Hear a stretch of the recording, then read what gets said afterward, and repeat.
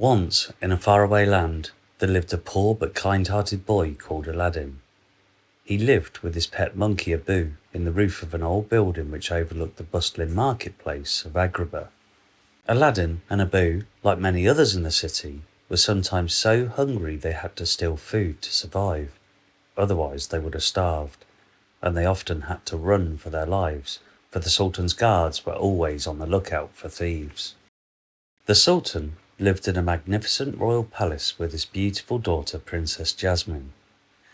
"Dearest, you must stop rejecting every suitor," pleaded the Sultan one day. "The law says you must be married to a prince by your next birthday. You only have 3 more days." "The law is wrong," Jasmine replied. "Oh, father, how can you force me to marry someone I do not love? I wish I hadn't been born a princess." "Oh," cried the Sultan, shuffling angrily away. Tears rolled down Jasmine's cheeks as she sat down and hugged her pet tiger. "I'm sorry, Rajah," she cried, "but I can't stay here any longer. I must leave." So early the next morning, Jasmine disguised herself, crept over the palace wall, and entered Agrabah. Jasmine wandered through the crowded, noisy marketplace. She spotted a ragged little boy standing beside a fruit stall. "You must be hungry," she said, picking up an apple and giving it to him. "Here you go." As she turned to walk away, someone gripped her arm. "Thief! You better be able to pay for that," shouted the fruit seller. "Pay?" Jasmine stammered. But I have no money." The princess had never before had to pay for anything in her life. By chance, Aladdin appeared and grabbed the fruit seller's arm. "Forgive my crazy sister, kind sir," he said. "Come on, sis. Time to see the doctor." Aladdin quickly led Jasmine to the safety of his rooftop home. "Where do you come from?" he asked. "What does it matter?" Jasmine answered. "I ran away because my father is forcing me to get married." "That's awful," said Aladdin. And as he looked into Jasmine's eyes, he knew he was falling in love. The sudden sound of heavy footsteps broke his trance. "You're under arrest," cried one of the Sultan's guards, grabbing Aladdin's arm. "Unhand him," said Jasmine, "by the order of the princess." "The princess?" Aladdin must have misheard.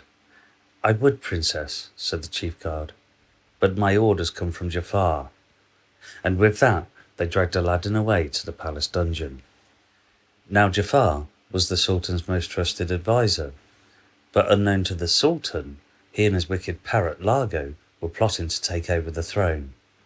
Jafar knew of a lamp that would make him the most powerful man in Agrabah. The lamp was hidden deep in the desert, in a magical cave of wonders. It was protected by a fierce tiger god. Only a person whose worth shone from within could get the lamp. Aladdin. So disguised as an old broken-toothed prisoner, Jafar freed Aladdin from the dungeon and led him to the massive jaws of the cave. "Bring me the lamp," he ordered, "and you shall have your reward." "Proceed," roared the tiger god. "Touch nothing but the lamp." The words rang in Aladdin's ears as he and Abu entered the cave. They followed steep steps down until they found a huge chamber filled with mountains of gold and treasure and jewels. Suddenly, Aladdin noticed a richly embroidered carpet peeking at them from behind a pile of gold coins. "A magic carpet," laughed Aladdin. "Maybe it can show us where the lamp is." The carpet whirled round and began pointing excitedly towards a second chamber.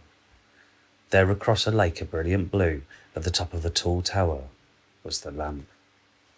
"Don't touch anything, Abu," warned Aladdin as he raced up the tower steps. But Abu wasn't listening. He had spotted a giant ruby in the hands of a golden statue. He just couldn't resist it. As Abu's tiny paws gripped the jewel, the voice of the tiger god echoed round the mighty chamber. "You have touched the forbidden treasure. Now you will never see the light of day." At once, The ground started to shake, and the shimmering lake of blue turned into a pool of boiling red lava. The tower where Aladdin was standing began to crumble. He snatched the lamp, ran down the swaying stairs, and jumped on board the carpet. As the cave collapsed around them, Aladdin reached over and plucked a Boo from danger. Eventually, the earthquake stopped and the lava disappeared. Aladdin looked at Abu and the carpet. He knew they were all trapped. "I wonder what's so special about this dusty old thing anyway," said Aladdin, as he tried to rub the side of the lamp clean. He rubbed harder and harder, then stopped. The lamp was glowing. Poof! Smoke poured from its spout, whirling crazily into a blue cloud. The cloud slowly formed into an enormous shape with arms, a chest, and a face, which suddenly spoke. "Hi, I'm your genie direct from the lamp, right here to grant you 3 wishes." Aladdin decided to tease the genie a little. "An all-powerful genie? I bet you can't even get us out of this cave," "I'll soon see about that," said the genie, and quick as a wink, they were flying high above the desert on the magic carpet. "How's that?" asked the genie, guiding the carpet down to land by an oasis near Agrabah. "Am I a genie? Or am I a genie?" "You're a genie, all right," laughed Aladdin. "Now, about my 3 wishes," "Okay," said the genie. "but no more freebies, no fair wishing for 3 more wishes." Aladdin thought of Princess Jasmine. "Genie, I wish," said Aladdin aloud. "I wish to be a prince." With a sweeping wave of the genie's arm, Aladdin was suddenly dressed from turban to toe in the finest silks and jewels of a royal prince. The genie then led a magnificent procession down the main street of Agrabah towards the Sultan's palace.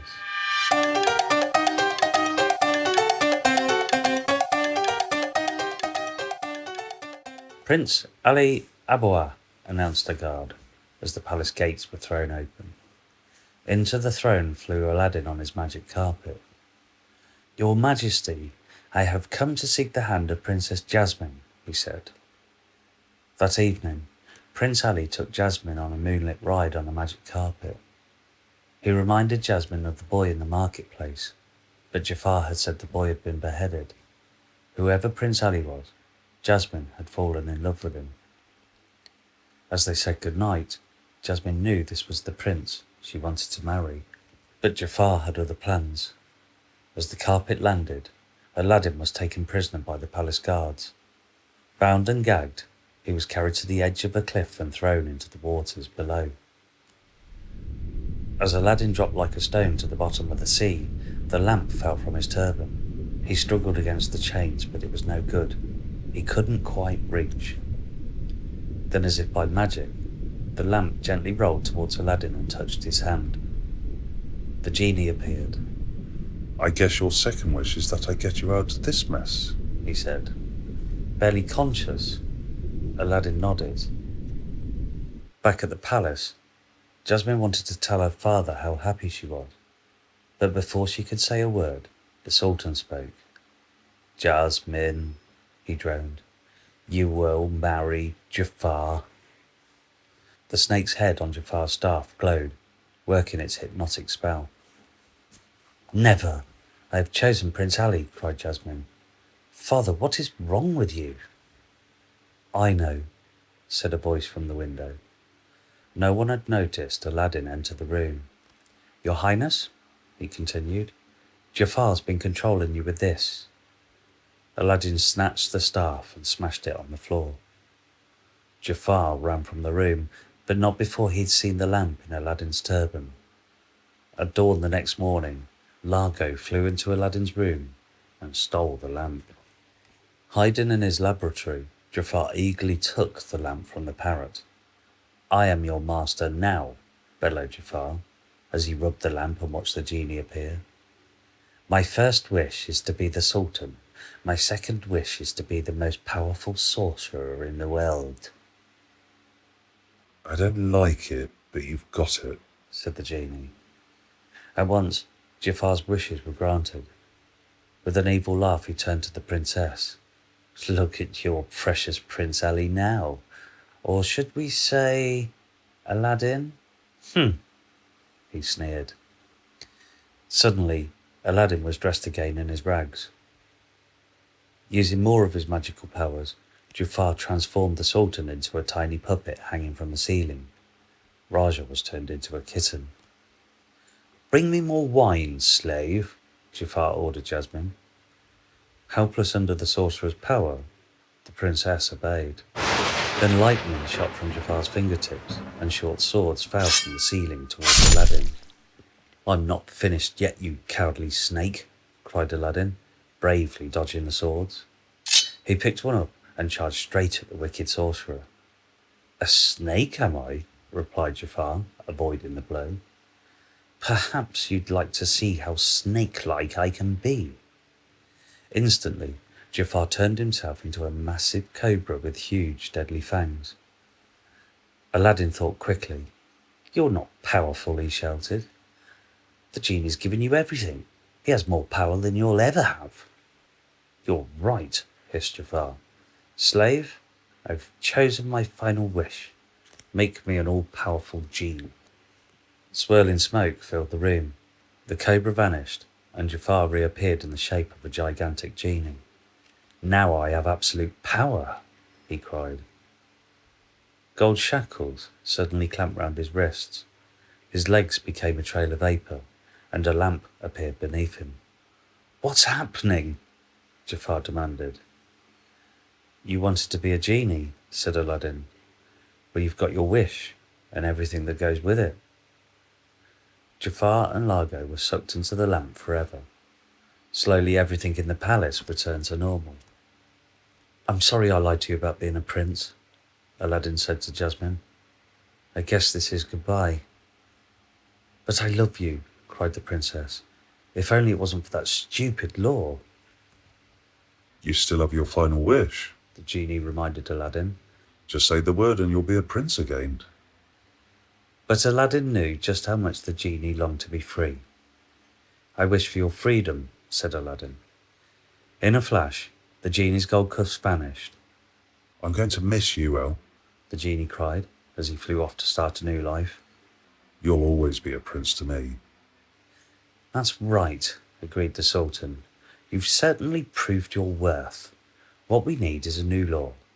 From today, the princess may marry whomever she wishes. And of course, as Jasmine wished to marry Aladdin, that's exactly what she did.